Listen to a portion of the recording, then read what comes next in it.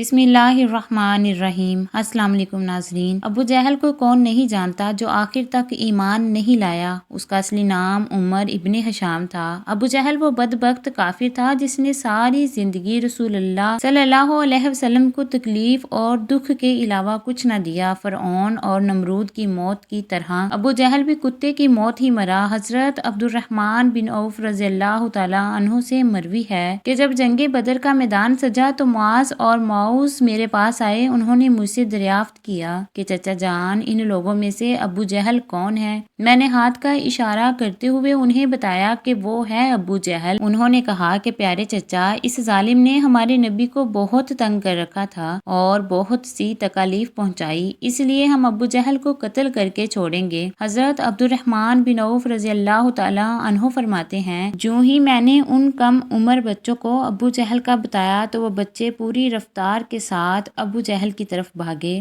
انہوں نے ابو جہل پر جاتے ہی ایک ضرب لگائی اور ان کی پہلی ہی ضرب سے ابو جہل اونٹ سے نیچے گر گیا۔ پھر انہوں نے ابو جہل کے پاؤں پر تلوار کا وار کر کے اس کا پاؤں اس کی ٹانگ سے علیحدہ کر دیا۔ حضرت معاذ رضی اللہ تعالیٰ عنہ بیان کرتے ہیں کہ یہ سب کچھ ابو جہل کا بیٹا دیکھ رہا تھا۔ اس نے وار کر کے میرے بازو کو کاٹ دیا۔ میرا بازو میرے کندھے کے ساتھ لٹکنے لگا۔ پھر میں لٹکتے ہوئے بازو کے ساتھ بھی جنگ جاری رکھے ہوئے تھا۔ جب میں نے دیکھا کہ میرے بازو میں زیادہ تکلیف ہے تو میں نے بازو کو اپنے پاؤں کے نیچے رکھا اور ایک زور کے جھٹکے سے اسے اپنے سے جدا کر دیا۔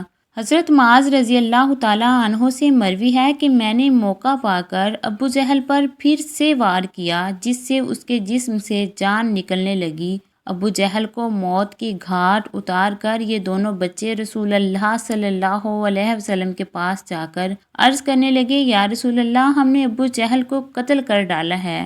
امام طبری لکھتے ہیں کہ ابو جہل ابھی قتل نہیں ہوا تھا بلکہ وہ درد سے چلا رہا تھا اور تڑپ تڑپ کر درد سے موت کا انتظار کر رہا تھا۔ جب جنگ ختم ہوئی تو رسول اللہ صلی اللہ علیہ وسلم نے تمام صحابہ کو حکم دیا کہ ابو جہل کی لاش تلاش کی جائے۔ سب صحابہ ابو جہل کی تلاش میں لگ گئے۔ حضرت عبداللہ بن مسعود رضی اللہ تعالیٰ عنہ بھی ان میں شامل تھے۔ رسول اللہ صلی اللہ علیہ وسلم نے تمام صحابہ کو ابو جہل کی نشانی بتائی کہ ابو جہل کے گھٹنے پر نشان ہے۔ صحابہ نے عرض کی، یا رسول اللہ، ابو جہل کے گھٹنے پر وہ نشان کس طرح ہے؟ رسول اللہ نے فرمایا تھا، ایک دفعہ میں اور ابو جہل عبداللہ بن جندان کے گھر دعوت میں شامل تھے۔ اس وقت تمہاری عمریں چھوٹی تھیں۔ ہم دونوں میں کسی بات کو لے کر جھگڑا ہوا۔ میں نے ابو جہل کو زور سے دھکا دیا جس وجہ سے وہ زمین پر گرا اور اس پہ گھٹنے پہ ایک گہرا زخم آیا، اور زخم تو ٹھیک ہو گیا لیکن اس کا نشان آج بھی باقی ہے۔ حضرت ابن مسعود رضی اللہ تعالیٰ عنہ سے روایت ہے کہ میں میدان میں ہر لاش کو الٹا الٹا کر دیکھ رہا تھا کہ مجھے ایک جگہ پر ابو جہل زخمی حالت میں نظر آیا۔ میں اس کے پاس گیا تو میں نے دیکھا کہ وہ ابھی مرا نہیں تھا بلکہ زندگی کی آخری سانسیں لے رہا تھا۔ اس کے جسم سے خون کی فوار جاری تھی۔ میں نے رسول اللہ کی بتائی ہوئی نشانی بھی دیکھی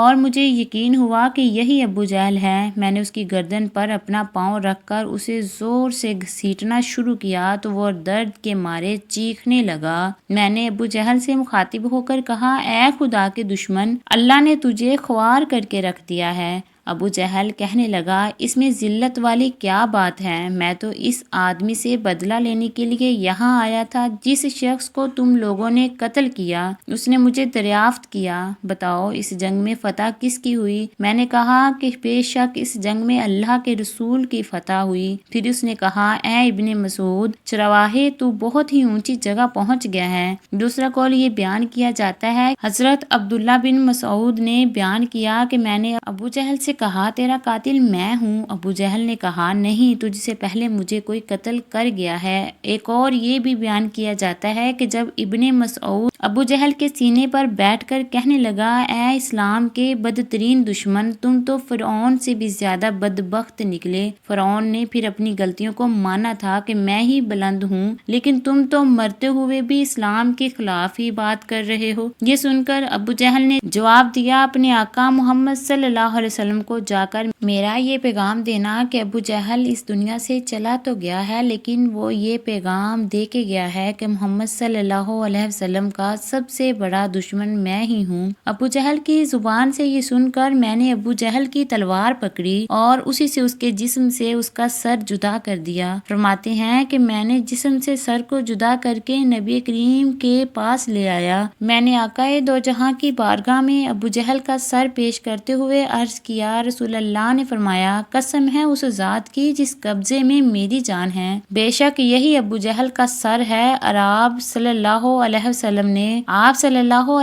نے ابو جہل کے سر کے پاس کھڑے ہو کر فرمایا، یہ کافر ابو جہل اس امت کا خطرناک اور ظالم فرعون تھا، اور امت میں ایک فرعون ہوتا ہے، جب یہ میری امت کا فرعون ابو جہل تھا، اللہ کا لاکھ لاکھ شکر ہے کہ یہ بدبخت ہلاک ہوا۔ روایات میں اس طرح بیان کیا گیا ہے کہ رسول اللہ نے شکرانے کے نفل ادا کیے۔ رسول اللہ کے فرمانے پر ابو جہل کی لاش سر اور قویت کے 24 سرداروں کو ایک کنویں میں پھینک دیا گیا۔ اس کے بعد رسول اللہ صلی اللہ علیہ وسلم 3 دن میدان بدر میں رہے جہاں کفار مکہ کی لاشیں پھینکی گئی تھی۔ آقا صلی اللہ علیہ وسلم نے کنویں پر کھڑے ہو کر قتل ہونے والوں کو یہ فرمایا کہ اے کنویں میں پھینکی گئی لاشوں، جہاں تم نے اللہ کے وعدے کو پورا ہوتے ہوئے دیکھا، اللہ کا وعدہ سچ ثابت ہوا۔ حضرت انس رضی اللہ تعالیٰ عنہ سے مروی ہے کہ رسول اللہ نے آدھی رات کے وقت یہ ان تمام لاشوں کے نام لے کر فرمایا، اے ابو جہل بن ہشام، اے عتبہ بن ربی۔ اس طرح نبی کریم صلی اللہ علیہ وسلم نے سبھی لاشوں کے نام لیے اور فرمایا، کیا تم نے رب کائنات کا وعدہ پورا ہوتے ہوئے دیکھ لیا؟ کیا تم نے اپنے خداؤں کا وعدہ سچ پایا؟ میرے خدا نے جو مجھ سے وعدہ کیا تھا وہی سچ ہوا۔ اس پر صحابہ نے پوچھا، یا رسول اللہ، آپ لاشوں سے باتیں کر رہے ہیں؟ تو حضور کریم صلی اللہ علیہ وسلم نے فرمایا، جو باتیں میں ان سے کر رہا ہوں تم ان لاشوں سے زیادہ سوچ سکتے ہو، بس یہ لاشیں بول نہیں پاتی۔ ابو جہل کا جذبہ، عناد اور عداوت رسول رب العباد تو دیکھیے کہ ٹانگیں کٹ چکی ہیں، سارا جسم زخموں سے چور چور ہے، موت سر پر منڈلا رہی ہے۔ اس حالت میں بھی اس وقت بدبختی کا عالم یہ ہے کہ اس نے حضرت سیدنا ابن مسعود رضی اللہ تعالیٰ عنہ کو کہا کہ اپنے نبی کو میرا یہ پیغام پہنچا دینا کہ میں عمر بھر اس کا دشمن رہا ہوں اور اس وقت بھی میرا جذبہ عداوت شدید تر ہے۔ حضرت سیدنا عبداللہ بن مسعود نے جب سرکار محمد صلی اللہ علیہ وسلم کے دربار میں اس وقت کا یہ جملہ عرض کیا تو حضور صلی اللہ علیہ وسلم نے فرمایا، میری امت کا فرعون تمام امتوں کے فرعونوں سے زیادہ سنگ دل اور کینہ پرور ہے۔ موسیٰ علیہ السلام کے فرعون کو جب موجوں نے اپنے نرگے میں لے لیا تو وہ پکار اٹھا۔ ترجمہ، بولا، میں ایمان لایا کہ کوئی سچا معبود نہیں سوا اس کے کہ کوئی جس پر بنی اسرائیل ایمان لائے، اور میں مسلمان ہوں، مگر اس امت کا فرعون مرنے لگا تو اس کے اسلام دشمنی اور سرکشی میں کمی کے بجائے اضافہ ہو گیا۔